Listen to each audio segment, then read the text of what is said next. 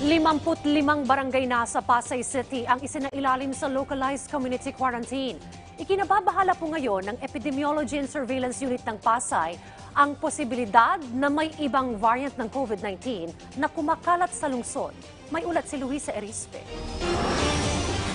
Aminado ang City Epidemiology and Surveillance Unit ng Pasay na hindi na pangkaraniwan ang bilis ng pagtaas ng kaso ng COVID-19 sa kanilang lugar. Sa huling tala ng LGU, higit 7,000 na ang kaso ng COVID-19 sa lungsod. 435 rito ang active cases. Ang kinababahala pa nila, posibleng ibang variant ang kumakalat ngayon sa lungsod. Hindi po normal kasi na nagkakahawaan lahat ng pamilya.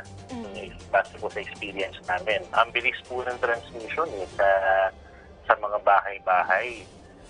So, isa po yan, no? Basta tinitignan namin. 64% sa mga nagpopositibo sa Pasay, mga magkakaanak o magkakasama sa bahay. Sa barangay 183 nga, 25 ang naitalang kaso. Halos lahat ng mga ito, mga pamilya. Dahil dito, humingi na ng tulong ang Pasay City Epidemiology Office sa Department of Health.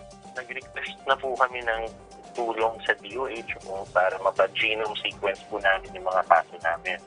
Kasi may suspetsya po kami, baka ibang variant. Tugon naman ang Department of Health. Hindi po natin nakikita yung link dito po sa na-identify na ROF before, no? Wala po siyang link. Pero of course, we are still trying to investigate. Kailangan din natin na kumuha ng mga samples dito po sa area na to para ma-subject natin sa genome sequencing so that we will be able to appropriately determine kung meron nga bang variants na iba ito sa lugar na ito. 55 barangay na ang isinailalim sa localized enhanced community quarantine sa Pasay City.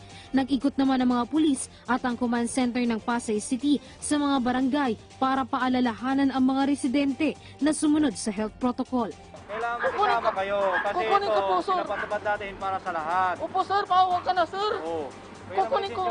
Kukunin ko po yung sir.